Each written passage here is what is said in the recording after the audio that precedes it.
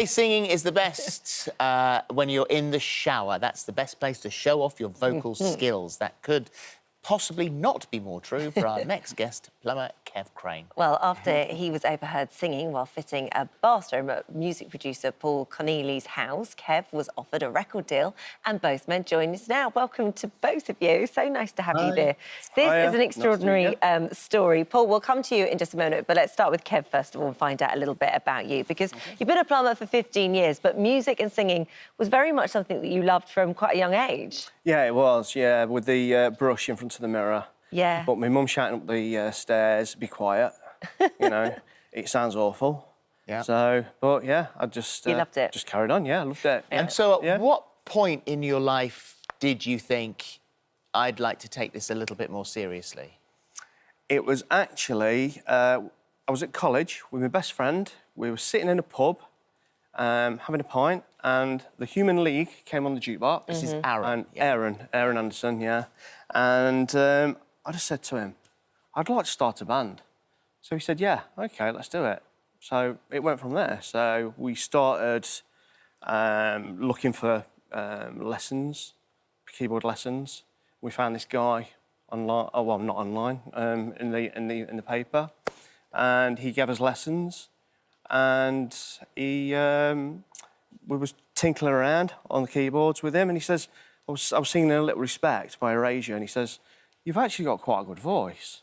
He says, I think you could, you know, I think you could do something with it. Yeah. So that's what you did. I mean, you were doing the pub circuit, you were singing at weddings, and all going quite well. Off. Never got that big break though. You never got to that. You tried, you did try. And then, like with a lot of people, and this tends to happen, something happens, the recession hit in 2008, and you sort of had to put your dream on the back burner a little bit, didn't you?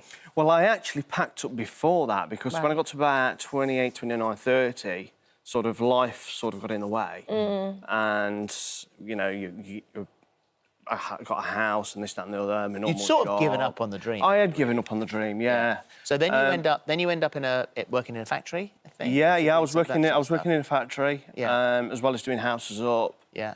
And then of course, COVID hit. Yeah.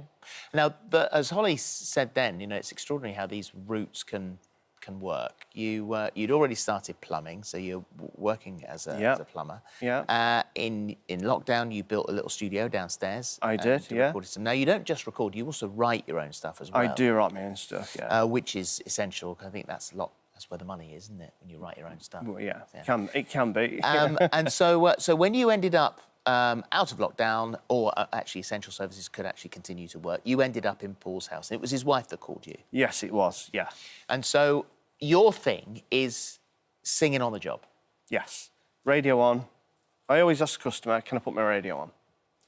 And I put my radio on. I was just singing away upstairs, and windows were open. His neighbours said, who's that guy in your bathroom singing?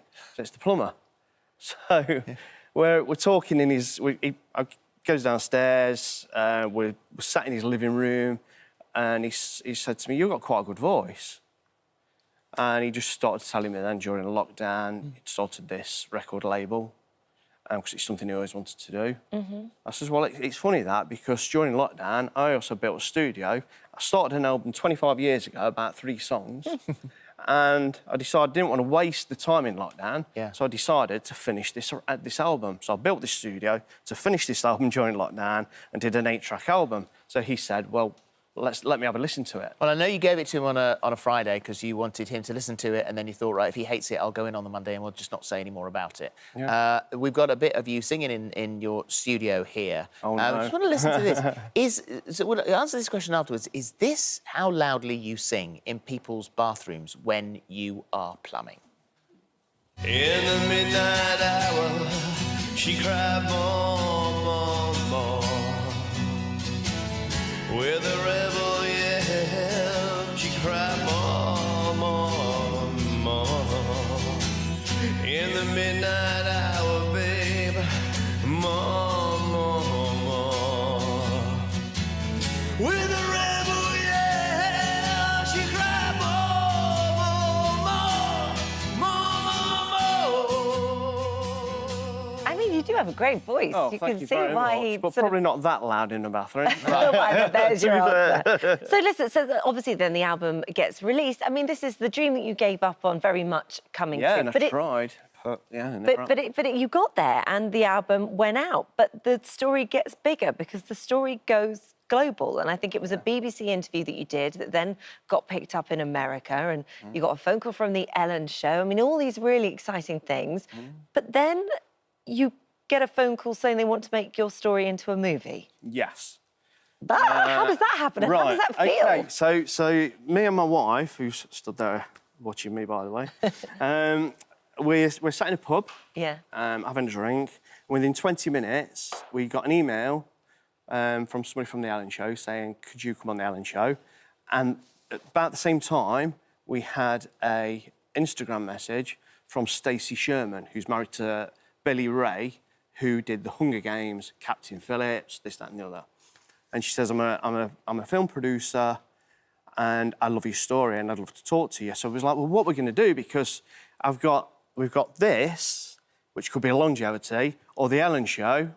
So we thought, right, well, we can't do both. So we kind of had to say to the Ellen show, you know, you we can't do it. down the We kind of did, yeah.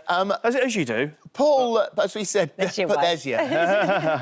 Paul, as we were saying then, Connolly, so Paul, he's singing in your bathroom.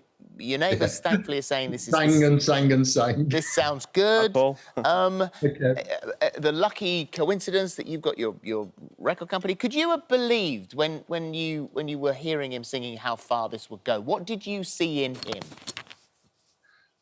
I didn't believe it would go this far at all. I had no expectations for it. All I knew was that I really liked Kev, and that's the first thing with anybody that comes onto the label is I have to like him as a person. And you can't not like Kev.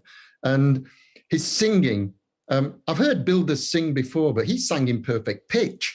And he was singing right out across the neighborhood because it was July and the windows were open. I got a little bit worried because he was singing, when it really hit me, he was singing the Talking Heads, Burning Down the House, which kind of sent a few alarm bells going. Fortunately, not the fire alarm bell. Could have flooded it. Exactly. So I said to him, you know what? I really like that.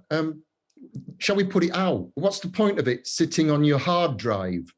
Yeah. And so he said, all right. We popped outside. I took some photographs of him on the back of the van. And that became the album cover. And then I thought, how do you publicise it? Oh, we'll ring up the local radio station. And that's what we did. Yeah. And then it just all exploded. Oh, wow. It's an extraordinary story. It really is. And best of luck with everything. Who's going to play you? Who I'd like to play me would be Jude Law. Right, oh, OK. nice. He's a good-looking man. Yeah. You know. And, Paul, who's going to play you? Do you know what? I've got no idea. But I think a good comedy team would be good because Kev and I are a team, and maybe Nick Frost and Simon Pegg, maybe we'll see their partnership come back together. There you go. Wow. Thank you both of you. Thanks for joining us down the line, and best of luck. Yeah, we'll watch out for the film. Thank you very, very much, and it's lovely to meet you. And you. And again, happy birthday for tomorrow. Oh, you're very kind. Thank you very much. It's all right.